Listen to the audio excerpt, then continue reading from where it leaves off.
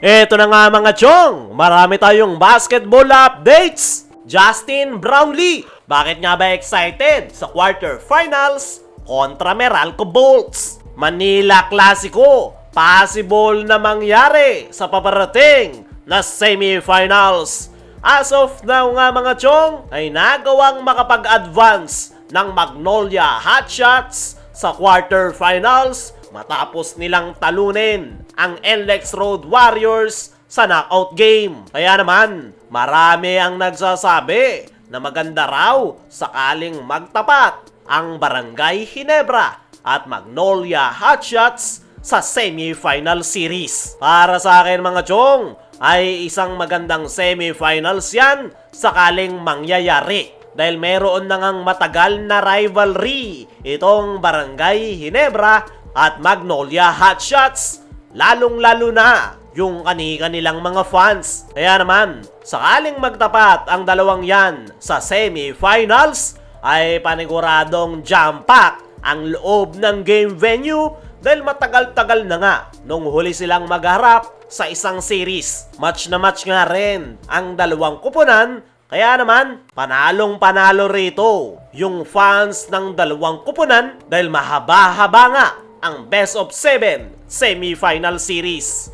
Pero bago nga mangyari yan mga chong, ay kinakailangan munang pagdaanan ng Barangay Ginebra ang Meralco Bolts dahil hindi nga rin basta-basta ang nasabing kupunan. Sa tagal na nilang nagaharap sa isang series, ay kabisadong-kabisado na ng Meralco kung ano yung laro ng Ginebra. Kaya naman, hindi magiging madali ang quarterfinal series ng kupunan ni Coach Team kontra sa Meralco Bolts. Pero mas mahirap nga yung pagdadaanan ng Magnolia Hotshots kung saan nahaharap nga sila sa twice to win disadvantage. Lalo na't mainit nga ngayong conference ang Northport Batampier. Isang pagkakamali lang ay maaga silang magbabakasyon unless mabaliktad nila ang series o hindi naman kaya mabulungan ang Northport Batampier na magpatalo sa Magnolia Hotshots.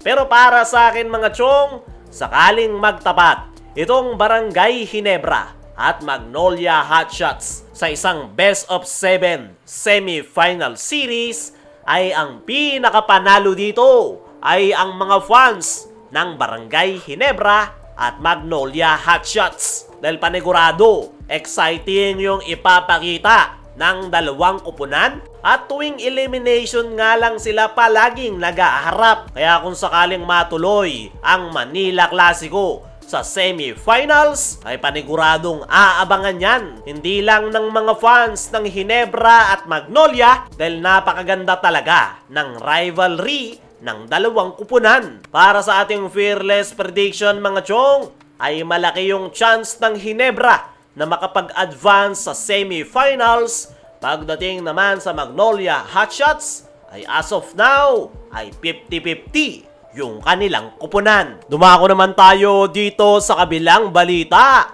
Justin Brownlee, bakit nga ba excited sa quarterfinals kontra Meralco Bolts? Ito ngang si Justin Brownlee mga chong, ay todo na yung preparation na ginagawa para sa paparating na PBA Playoffs. At ayon niya sa kanyang naging latest interview, ay excited nga raw ito sa paparating na quarterfinals kontra Meralco Bolts. Isang araw yung Meralco sa mga kupunan na nagpapa-excite dito kay Justin Brownlee. Sa tagal ng araw nilang nag-aharap sa isang series, ay kabisado ng araw nila ang isa't isa. Kaya naman, excited nga raw itong si Justin Brownlee sa kanilang magiging matchup kontra Meralco dahil gusto niya pangaraw matesting yung kanyang sarili kung paano sila makakalusot sa Meralco kahit pa kabisado na nila ang isa't isa. Nabanggit pa nga nitong si Justin Brownlee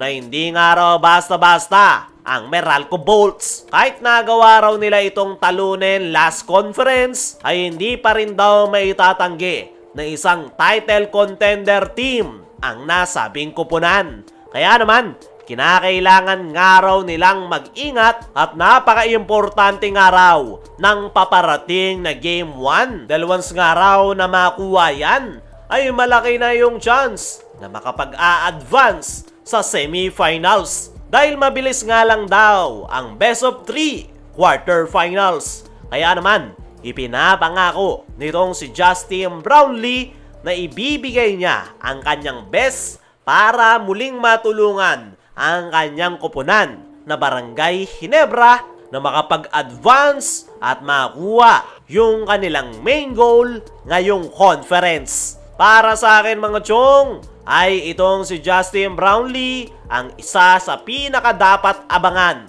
ng mga fans. Dahil more motivated nga itong si Brownlee matapos siyang kapusin last conference. Ipinangako nga noon ni Brownlee na babawi ang kanyang kupunan ngayong Commissioner's Cup. Kaya naman, kabang-abang talaga yung kanyang ipapakitang performance at tingnan natin kung muling matutulungan ni Brownlee ang Ginebra na makakuha ng kampyonato.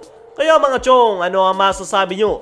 Na excited si Brownlee sa paparating na quarterfinals? Ano rin yung masasabi nyo sa possible na pagharap ng Ginebra at Magnolia sa semifinal series?